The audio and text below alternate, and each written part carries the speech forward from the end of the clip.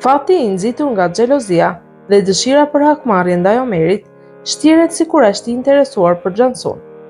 Ai e afron me qëllim, përdor fjalë të buta dhe sjellje flirtuese, me shpresën se do të kuptojë nëse Xhansu ka ose jo lidhje me Omerin. Në këtë bisedë, Fati sillet Xhansus sikur është një burr i dashuruar. Ai e teston atë duke i treguar interes të shtirur dhe duke bërë pyetje të rthorazi për të nxjerrë informacion.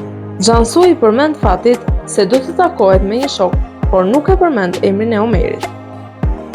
Girai shkon në zyrën e avokatit dhe kërkon ndryshimin e testamentit, por avokati është i vendosur dhe refuzon.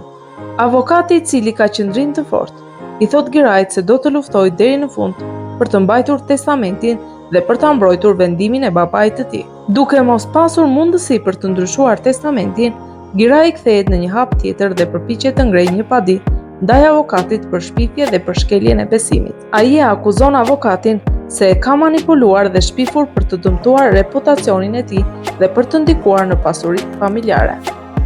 KVC dëshiron që Xhemal të njohë më mirë familjen e saj dhe për këtë arsye e fton atë në shtëpi. Kjo është një hap i rëndësishëm, pasi tregon dëshirën e KVC-mit për të krijuar lidhje më të forta dhe për ta integruar Xhemalin në rrethin e ngushtë familjar. Ky është një set ideal për ato që duan të duken moderne, komode dhe elegante në të njëjtën kohë. I përbër nga bluzë me meng të gjata, perfekte për motë të freskët ose për net verore, pantallona të shkurtra, detaj që shton feminilitetin dhe stil. 100% poliester, i butë dhe rezistent, i lehtë për të mbajtur dhe nuk rrudhet kollaj. Vishet lehtë në pranverë, vera po vjesht. Dhe për më tepër, ky produkt kushton vetëm për 1625 lekë. Këtë produkt do ta gjeni në linkun në përshkrimin e videos. Nga ana tjetër, Xhemal përpiqet të tregojë veten si një zotëri i vërtet, duke u sjellë me edukat dhe respekt ndaj familjes së KVC. Pas largimit të Xhemalit, gratë e familjes fillojnë të bisedojnë mes tyre. Ato e urojnë KVC-min për zgjedhjen e një njeriu kaq të edukuar dhe të sjellshëm si Xhemal. Por KVC-mi u thot se për momentin marrëdhënia e tyre është vetëm miqësore dhe nuk duhet nxituar me konkluzione apo pritshmëri më të mëdha. E lodhur nga tensioni dhe mungesa e komunikimit me Fatin, Gorkem nuk ka më zgjidhje tjetër dhe vendos të shkojë të bisedojë me Pembe. Ajo i tregon asaj se marrëdhënia e saj me Fatin po përkeqësohet dita ditës dhe stresi që po përjeton po i ndikon drejt për drejt në shtatzani. Pembe nga ana tjetër i premton se do të bisedojë me të birin dhe do të përpiqet të zbusë situatën. Për hir të fëmijës që po vjen në jetë dhe për të ruajtur harmoninë familjare, Pembe tregohet me dhemsur. Heves, duke i ditur nga Girai se Doha nuk dëshiron më të qëndrojë në shtëpi, nuk e përballon dot largimin e Girait. Duke u shtirur, i thot Dohës se ka nevojë për mbështetjen e saj, sepse është në një periudhë të vështirë pas vdekjes së babait të Girait, dhe i përmend faktin se do të vinë miq për ngushëllim dhe prania e Dohës është e rëndësishme në sytë e të tjerëve. Pavarësisht dëshirës për të larguar veten nga ajo atmosferë e rënduar, Doha zgjedh të mos e përplas situatën. Marrë shkas nga kërkesa e Gorkemit, Pembe i kujton Fatit rëndësinë e familjes dhe sakrificës. Ajo i thot se pavarësisht gjithçkaje që ka ndodhur me Abdullahin, ajo ka zgjedhur të qëndrojë pranë tij për hir të familjes dhe fëmijëve. Duke përdorur shembullin e vet, Pembe i kërkon Fatit që të bëjë të njëjtën gjë me Gorkemin, të paktën për hir të fëmijës që do të vinë në jetë, mos e lër këtë marrëdhënie të shkatërrohet, bëu burr dhe qëndro pranë saj. Fati, edhe pse është ende i lënduar, kokfort dhe i ftohtë emocionalisht, e dëgjon nënën e tij. Ai nuk është plotësisht i bindur, por respekton fjalën e Pembes dhe i premton se do të përpiqet. Meri viziton Nurseman në dhomën e saj dhe gjatë bisedës së ngrohtë, Nurseman i tregon për iniciativën e saj të re, hapjen e një atelie, e cila është edhe një hap drejt pavarësisë së saj personale dhe profesionale. Ajo i flet për bashkëpunimin me Firazin, i cili është shumë i vështirë për të punuar për shkak të natyrës së tij, të ftohtë, kokfort dhe ndonjëherë arrogante. Nurseman nuk e fshes se ndihet e lodhur dhe e tensionuar nga ky bashkëpunim, por e sheh si një e keqe e domosdoshme për të realizuar qëllimet e saj. Ndërsa Meri me natyrën e saj lozonjare i bën një pyetje, mos ndoshta po fillon një histori dashurie që nis me përplasje. ndërsa Nursema reagon me vendosmëri dhe mohon çdo ndjenjë. Jo Meri, të lutem, nuk ka asgjë të tillë. Ky është thjesht një bashkëpunim dhe asgjë më shumë.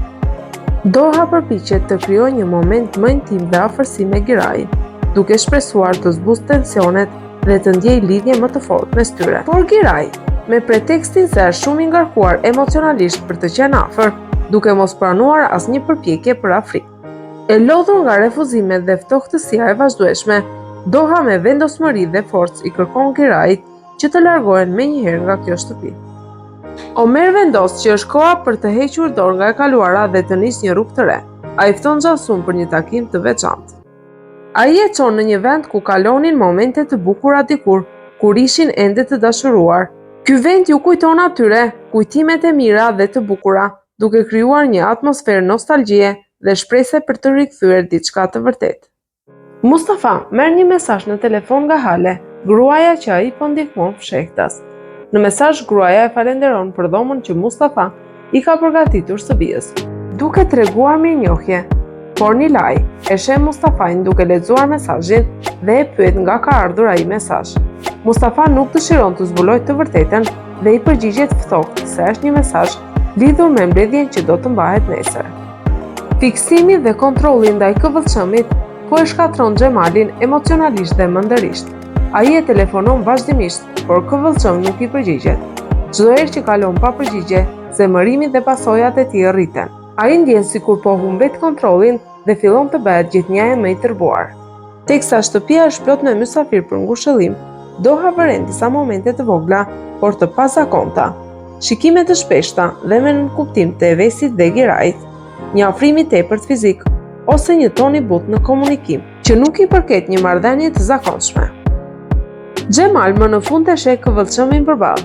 Fillimisht ai është në prak shpërthimi, por në çastin që ajo i del para syve, ai ndryshon tërësisht sjelljen. Nga një burr i mbushur me fiksime zemërim, ai kthehet në një zotëri të qetë, të sjellshëm dhe të përmbajtur. Punëtorja e cila ndodhet aty dhe kishte parë më parë sjelljet e ashpra dhe të tensionuara të Xhemalit, betet e habitur dhe e shtangur nga ky transformim i menjëhershëm. Një nga shokët e Girajit i afrohet Dohës në mënyrë të papërshtatshme. Ai e ngacmon me komente flirtuese dhe sjellje të dy kuptimta.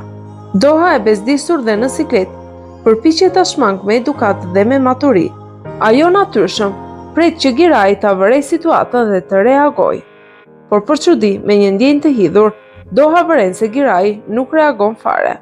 Një ditë natë e linë kur Nursema dhe Firaz punojnë së bashku, vjen djali një punëtori. Ai ndan me ta një pjesë të vogël të botës së tij, vështirësitë ekonomike të familjes dhe një ëndër të madhe të bëhet futbollist.